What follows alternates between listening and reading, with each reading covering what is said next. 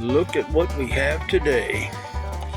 This is the gas tank that I already repaired once using marine epoxy, which is really for gluing wood and stuff like that. It's not any other kind of epoxy. And this is, of course, my boat gas tank. And this is, of course, the little gadget that slides down in this hole and screws in through all those holes, and it's supposed to have a gas gauge on it. But it ripped out.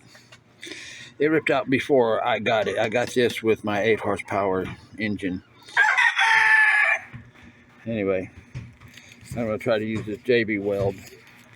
And what my plan is to do is to drill these little brass grommets, the little brass screw things they embedded in here in the plastic. And again, somehow that got ripped out. So what I'm doing, I'm drilling these out completely. I drill completely through them. So now this longer screw can slide all the way through it. Can slide through it. What this is a spacer that won't collapse. So if I tighten it down, it's going to tighten against this brass thing and not crush it. If I tighten it down against plastic, it'll just crush the plastic, and then we're back to square one where the plastic is all messed up.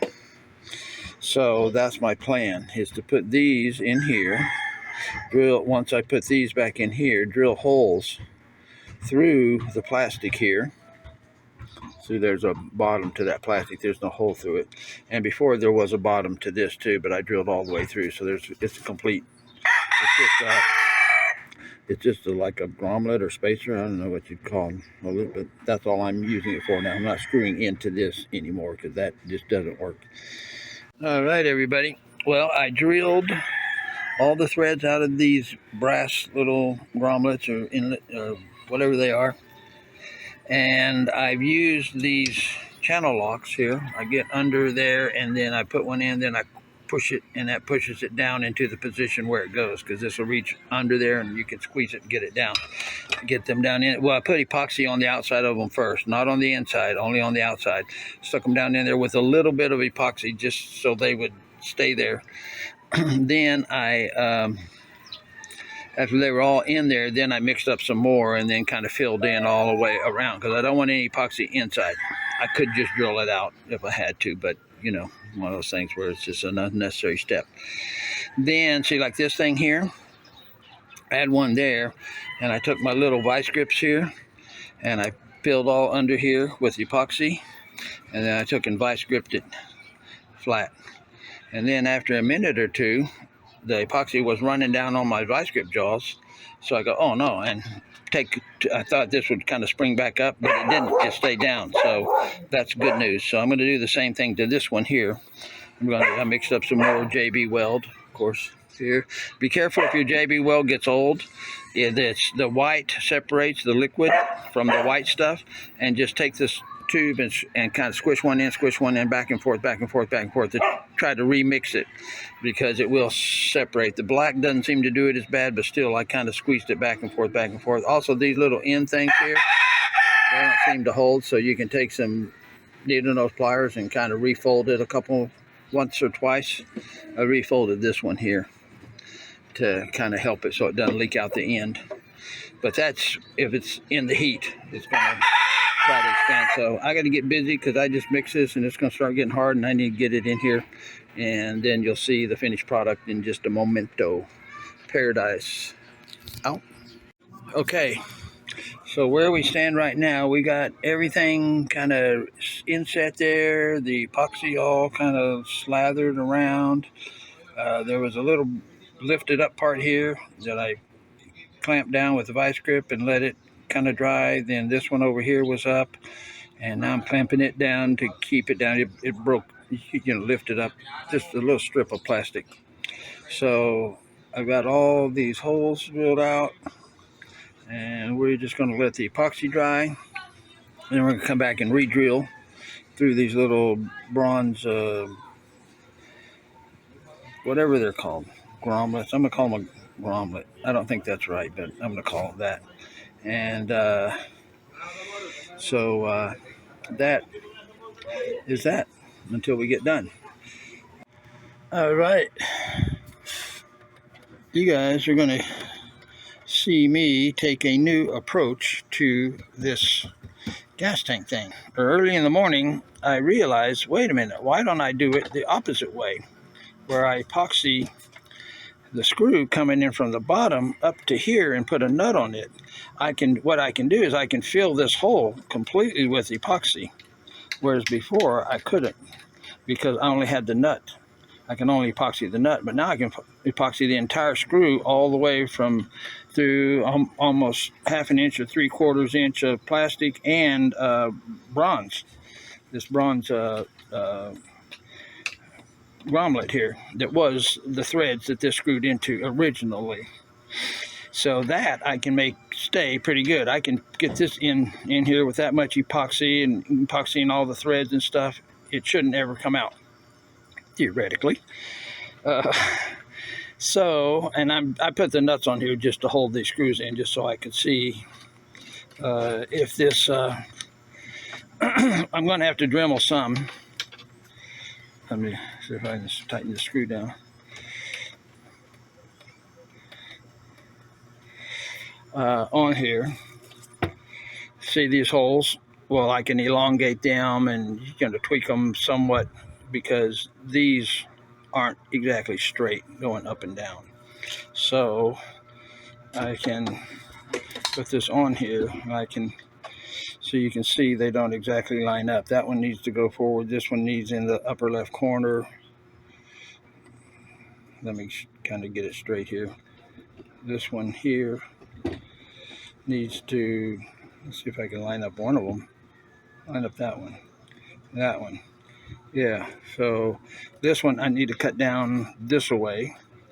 This one I need to Dremel in the upper left-hand corner. This one here is probably going to slide on pretty close, or maybe upper left-hand corner some, and then this one should be lined up and ready to go. Okay, so if you're curious how I make the gaskets, it's pretty simple.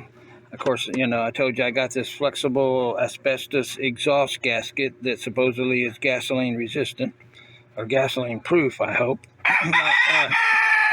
Not resistant. Resistant means in a little while it'll destroy it. But all I do is just put this on here and take a little marker like one of those and just draw the outline and then draw dots where the holes go. I'll drill these holes out because you can drill through this asbestos stuff. It's a just very smooth, light touch drilling, and you're good to go.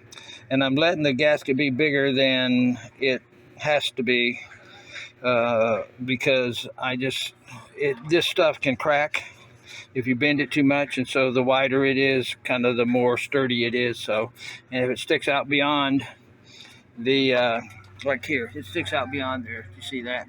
That's fine. That's fine with me, at least. I don't care. Doesn't bother me one bit. So, and it's a bigger, beefier gasket. So, I'm happy with that. So that's what I'm doing here. So I'm going to cut these out with a X-Acto knife, maybe some scissors. I'll try to cut the outside with the scissors, and then the inside I got to cut with the not X-Acto. Well, you could use X-Acto, but this is just a box cutter knife that I bought with the little replaceable blades and stuff. So I'm going to get to cutting. I'll cut I don't know what I'll do first. Maybe I'll drill first, then I'll cut the inside, and then I'll cut the outside, because if you're using the X-Acto or the razor knife, you're kind of straining and stressing. I don't want to flip it and crack it or something like that. So I'll do the drills first, because I don't want to have it yank and rip it again. So the sturdiest I can have it is one piece like this. I'll drill all the 8 holes, because I'm double layering this.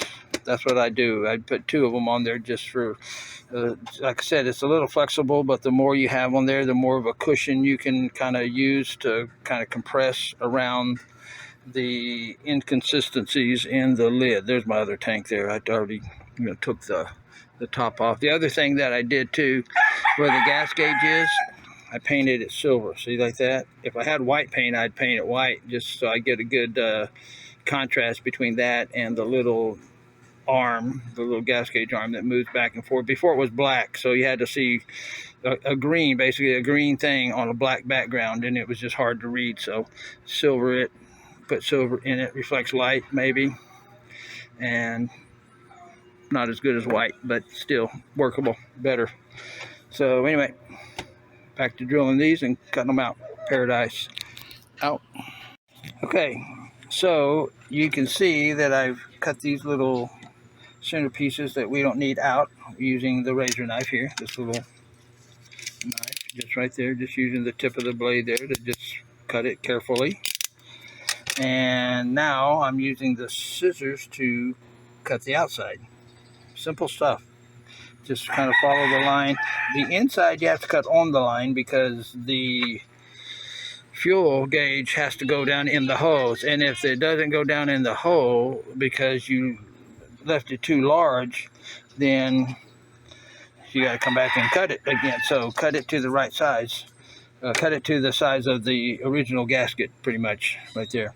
And of course I drill the holes, and now all I got to do is just cut these guys out, and I've got gaskets, and I'll put them on that tank right there soon. Okay, we got what I did, I went down and bought some self-locking nuts right here, because I don't want these to ever vibrate off, and because again, you can't really tighten it down. So you got one chance to tighten it down, and if that epoxy inside there dissolves, then you can't tighten down no more. Theoretically you can. And what I did, let me tell you how I tighten these down, because I don't want to tighten this down and wind up breaking that epoxy underneath here loose. So I vice gripped and grabbed hold of the top of this after I screwed this on so far, that I could vice grip onto these threads. And I know it's going to screw up the threads, but that's okay, because I don't ever want this to come off. So I vice gripped onto here, and then I held this so the bolt or the screw didn't turn, but the nut could. And then I snugged it up. And I didn't over tighten. I didn't go nuts with this, but I got it where I think it's right. So, and I also put a lock washer on here too. So I compressed the lock washer flat, made sure they were compressed flat, and then gave it a little extra snug. Again, this is kind of, I don't want to say spongy, but rubbery like, sort of. And I think we'll see how good of a gasket it makes. And so anyway, yeah, I clamped onto each one of these and then tightened these down. So again, I wouldn't break this nut loose, because it's only epoxy holding it underneath there. Good epoxy, but still don't trust it. And again, once the gasoline starts eating at it, we don't know what's going to happen. So handy dandy vice grips. So anyway, this one is done. Like I said, I'm going to try to buff this little window a little bit, maybe get that kind of a fuzzy spot out so I get a better view of the fuel gauge little green bar. See the green bar there? You can see it right there, right there, right there. It's there, but when it gets full, it should slide over, and we should be able to measure. Also, this thing will only pick up gas until you're about an inch and a half from the bottom, and then the gas is sloshing around so much, being in a boat, that you're going to start sucking air, and then your engine's going to die, and then you got to pump your little squeeze ball. And so anyway, you can only use down to about inch and a half of fuel in here, so keep your eye on that, because when you hit that, you're out of gas.